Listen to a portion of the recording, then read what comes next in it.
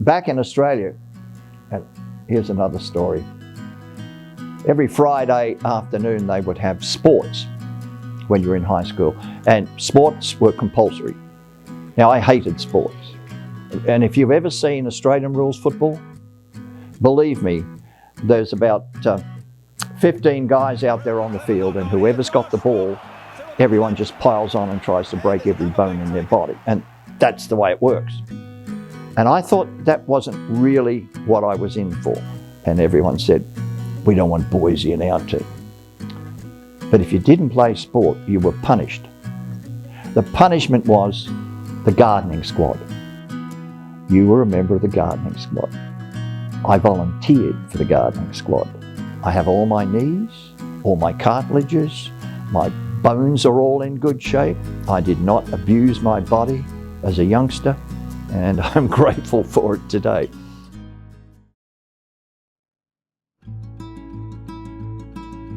Well, if we talk in terms of me being a narrator at this point in time, and you say, what happened back in your childhood that may have triggered that? I can remember when I was in high school, I bought one of the very early reel-to-reel tape recorders. And we used to listen, my friends and I, to a show called The Goon Show. Now, The Goon Show, Americans would not like The Goon Show. It is British comedy at its finest, and we loved it. So we would emulate the goons on the tape recorder, and we would make our own goon shows. And that was the very beginning, when I look back at it, that I was exposed to making recordings and enjoying that.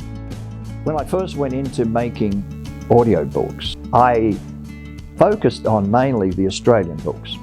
And I met a very good Australian author. His name was Stephen King, and he wrote some thrillers.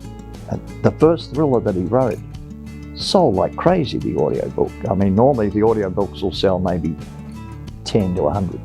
Well, his was 800 audiobooks. I think the biggest thing is, in doing audiobooks, I love to get in the story. I've been doing an audiobook where I've cried, broken down and cried. Now, did I do it again? No, I left it in. Because when you're reading, there may be just a little break in your voice, but whatever it is, it really sends out the message of the emotional content of the book. But that's where I think AI is starting to mess things up.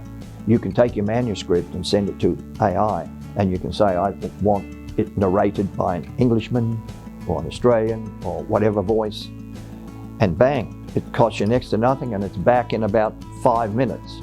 What's going to happen though is that AI is going to make such a mess of these amateur manuscripts, because they come through to me with no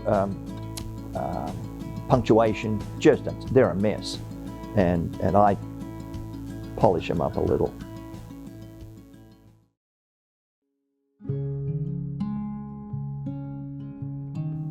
Well, I was in Toastmasters, and a couple of Toastmasters, we did the program.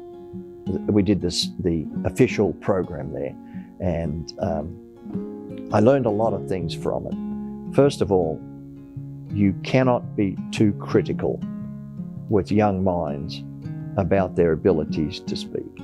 When you get up to give a evaluation, the last thing you're going to do is say, well, you messed that up pretty badly. You know, it's you've got to learn to be positive and upbeat, and that just at the end of it, throw in one little thing so that everyone wins.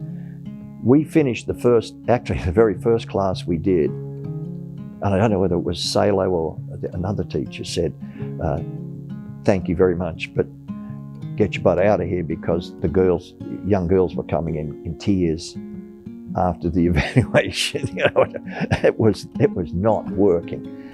And I said, you know, this could be a lot of fun.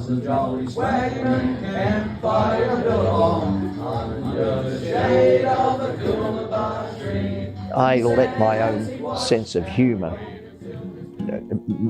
bend that program, that it was no longer an official Toastmasters program, which is why every now and then we try to avoid too many Toastmasters terminology in case they come after me.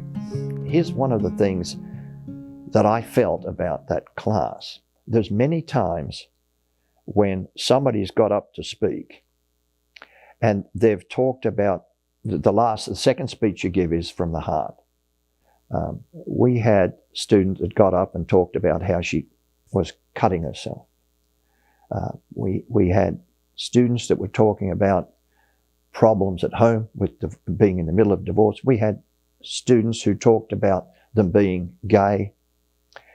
And in every case, you've got a mixture of students from all over Roanoke, different schools, that are similarly wired because they're interested in this particular subject. But the support that they all gave one another. I mean, I've seen a class where one young lady got up and talked, and when she finished, there was a group hug. I mean, everyone just gave her a big hug. Now, this is not speech. This is developing bonding, a deep sense of bonding, because every young person out there thinks that they're the only ones that have got problems.